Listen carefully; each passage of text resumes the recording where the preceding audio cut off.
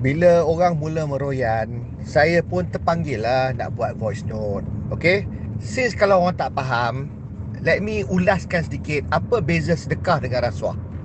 Apa itu sedekah? Sedekah tu apabila kita dengan niat suci hati, kita memberi harta kita ataupun apa-apa kepunyaan kita yang lebih, yang ada lebih, yang kita tak perlukan buat masa ini, kita beri kepada mereka yang kurang bernasib baik dan memerlukan dengan seikhlas-ikhlasnya tanpa mengharap apa-apa balasan melainkan restu dan rahmat Allah. Itu sajalah konsep sedekah. Sedekah juga you boleh sedekah idea, you boleh sedekah harta, you boleh sedekah tenaga, you boleh sedekah tunjuk pandai. Macam-macam cara kita boleh sedekah. Senyum pun sedekah. Kita memberi sesuatu yang memudahkan insan lain dan memanfaatkan insan lain, menyeronokkan insan lain dengan pengorbanan sedikit daripada kita. Jadi itu maksud dia sedekah. Dan perkara ini hanya antara kita yang memberi sedekah dengan orang yang menerima sedekah, dan Allah menyaksikan dan malaikat-malaikat merahmati kita. Itu konsep sedekah. Tiada orang ketiga. Hanya Allah yang menjadi saksi perbuatan kita memberi sedekah. Ataupun Allah juga menyaksikan perbuatan baik orang-orang yang berjiwa besar yang memberi sedekah pada kita ketika kita perlukan. Itu sedekah. Apakah konsep rasuah?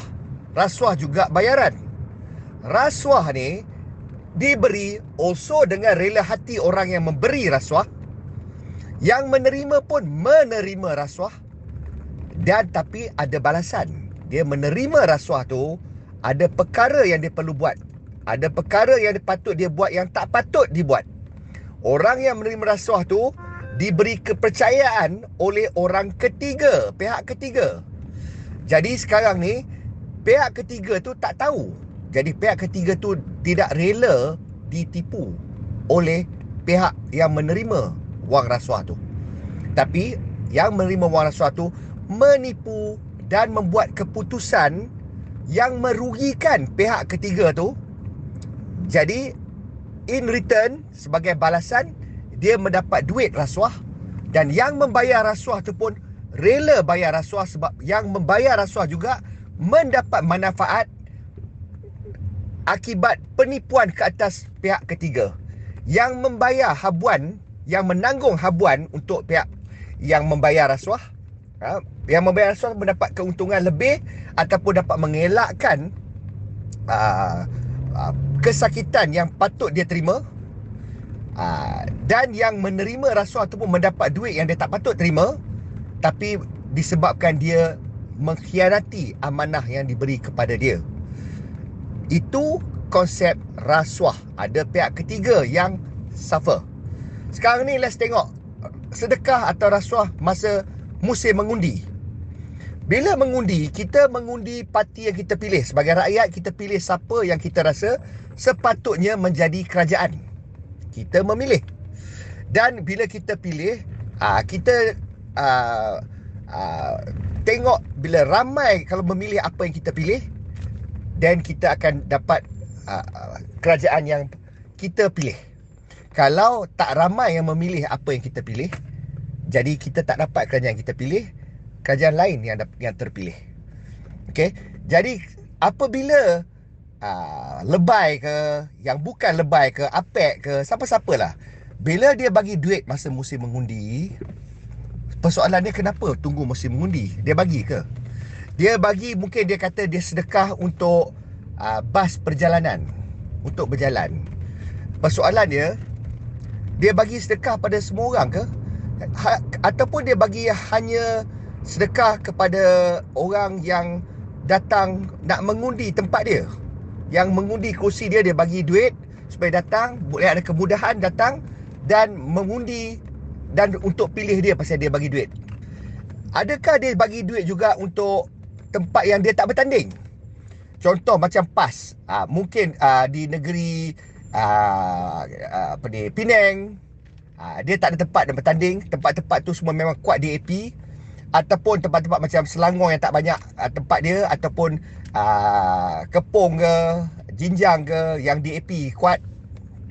Dia bagi tak duit kat orang-orang Cina-Cina tu yang memang choice dia antara vote DAP atau MCA. Dia PAS buat tak benda macam tu? Kalau dia bagi juga, itu barulah genuine sedekah. Maknanya dia bagi pada semua. Dia bagi pada semua pengundi pasal dia nak membantu yang tak berkemampuan untuk travel, untuk membuang undi.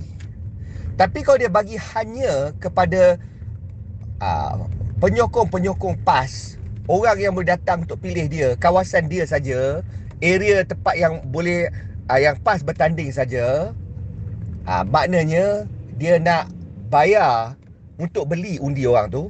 And bila orang tu pun menjual, pasal dia ambil duit, dia seronok dapat duit, dia bagi undi pada orang yang bayar dia duit tu.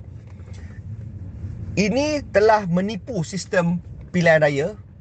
Ini telah menyebabkan lebih undi pergi kepada parti lebay-lebay.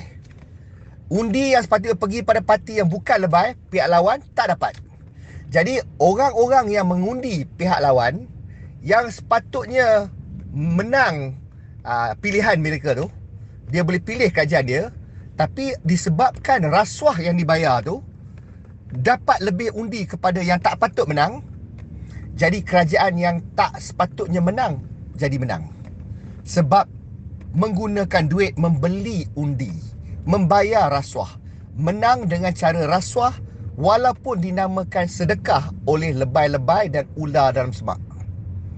Jadi itu konsep rasuah.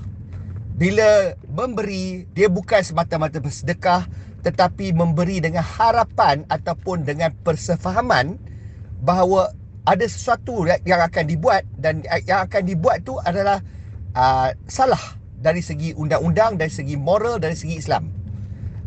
Inilah yang dituduh ke atas PAS dan Bersatu, di mana dia bayar punya banyak duit kepada pengundi-pengundi, dan sekarang ni di dalam siasatan, dan siasatan akan menumpukan kepada perkara yang saya cakap tu. Adakah pembayaran sedekah ni berlaku sepanjang tahun ataupun musim undi saja, musim mengundi saja, musim pilihan raya saja? Dan keduanya, adakah tertumpu kepada pengundi-pengundi yang boleh datang untuk mengundi PAS, ataupun pada semua pengundi yang akan memilih parti mana-mana yang tak termasuk PAS sama? Kalau pembayaran tu hanya musim mengundi dan hanya pada orang-orang yang boleh datang untuk mengundi PAS saja, itu dinamakan rasuah. So janganlah menghina perkataan dan perkataan mulia seperti sedekah tu dengan dengan mengkotorkan nama sedekah tu dengan rasuah yang dibuat oleh parti lebay-lebay. Jangan buat macam tu. You buat macam tu, bala Allah akan turun, dan jangan terperanjat kalau masuk penjara esok ni. Allah Maha berkuasa. Jadi itu diharapkan dapat clarify lah untuk orang yang confuse. Bila siapa buat sedekah, siapa buat rasuah, dia bukan kira siapa atau siapa.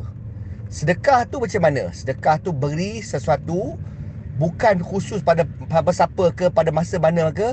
Memberi untuk membantu manusia lain, insan lain, untuk memanfaatkan insan lain dengan tiada harapan apa-apa balasan. Tak ada kemungkinan untuk dapat balasan daripada dia pun. Tapi kalau orang tu balas balik, itu tak apa, dia balas jasa. Tapi kalau you buat tu ada strategi, you bayar duit tu supaya dia undi you, itu nama dia rasuah. Jadi kita tunggulah rentetan peristiwa seterusnya. Kita tengoklah puak-puak lebay-lebay ni masuk tak masuk penjara. Assalamualaikum.